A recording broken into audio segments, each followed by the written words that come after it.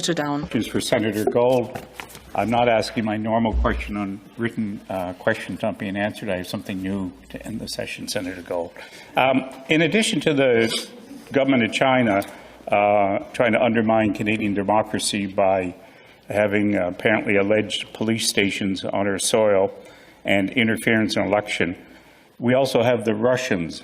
In the 1980s, the then Soviet Union slipped 2 spies into Canada, stealing the identities of 2 deceased Canadian children in the process, with this country serving as a way station as they moved towards their goal, which was the United States. Undercover sleeper agents waiting to be activated to serve their mother, Russia. The fake Canadians, Donald Heathfield and Tracey Foley, were actually Andrei and Elena Vavilova, I'm sure I'm not pronouncing that right, when these spies were living in Canada for many years to establish their cover stories by attending university and employment history. The couple had 2 children. In 2010, after they moved to the United States, they were among 10 Russian agents caught by the FBI and were expelled back to Russia, where they were showered with honors by President Putin and given important positions in their intelligence service. How is the government of Canada continuing to allow these 2 children, who are now adults, to travel the world as Canadian citizenship and a Canadian passport, given their citizenship is built on a foundation of lies on their deceit of their parents? Can their citizenship not be revoked? Senator Gold. Good question. Well, thank you for raising the issue and for your question. I'll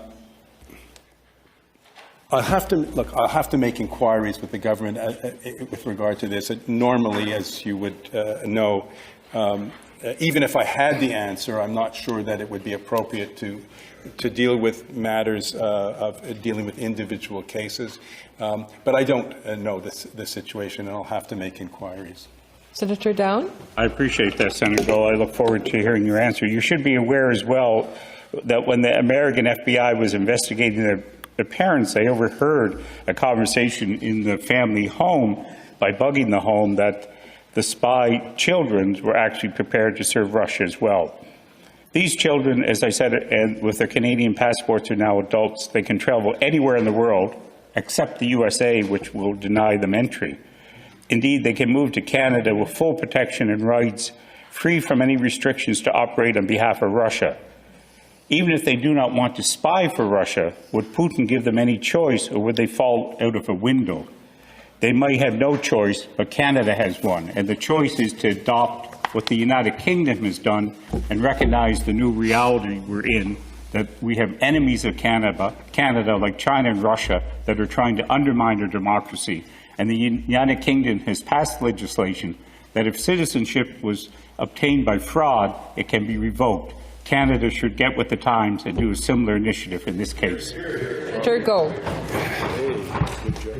Well, thank you. Canada is clear-eyed about the threats that certain countries, including Russia, pose to our democracy.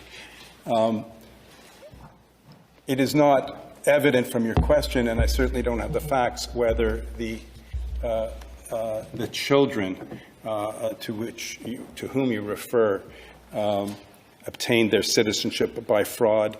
And as I said, I don't want to presume that which I do not know. And so I will make the inquiries, and to the extent that I'm able to report back, I shall.